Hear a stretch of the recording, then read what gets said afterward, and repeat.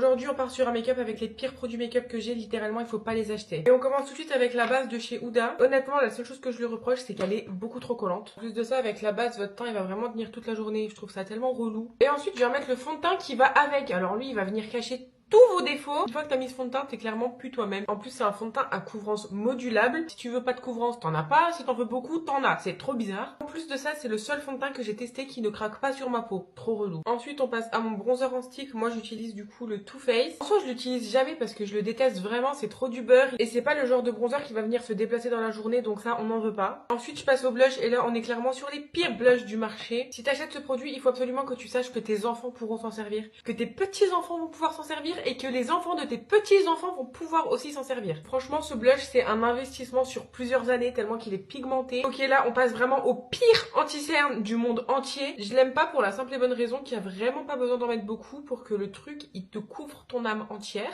Et en plus de ça, parmi tous les anti-cernes que j'ai testés, c'est le seul qui ne file pas dans les ridules. Personnellement, je trouve ça beaucoup plus beau quand un anti-cerne, il file dans les ridules, en fait. Ensuite, je passe au fixateur et là, du coup, moi, j'utilise le Maybelline. J'avoue que je suis pas du tout à ma 4e bouteille, en fait, parce qu'il coûte pas cher et il fait vraiment tenir le make-up longtemps. Et ensuite on passe à la poudre. Alors désolé Huda, mais là j'ai vraiment une dent contre toi. Comme vous aurez pu le comprendre, je crois que ça se voit, Huda c'est vraiment la marque que je déteste le plus en termes de make-up. En tant que personne qui a la peau très très grasse, c'est la seule poudre qui fait que mon teint ne vient pas rebriller dans la journée. Mais en fait je pense que je préfère quand mon teint il brille. C'est pour ça que cette poudre je la bannis très clairement. Je l'utilise jamais, vraiment.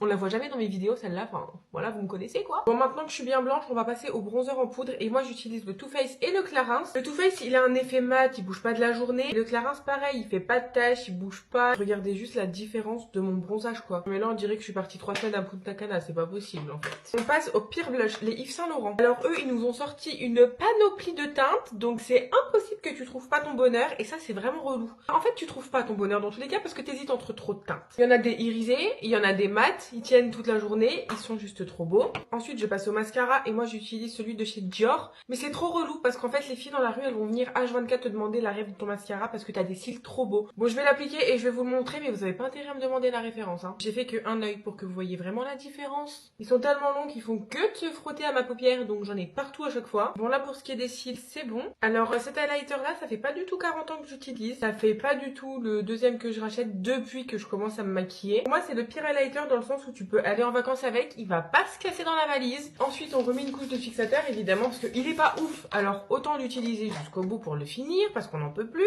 Désolée Huda mais je vais encore t'attaquer un petit peu parce que Huda elle nous a sorti des nouveaux lip contour stain. C'est quoi ça?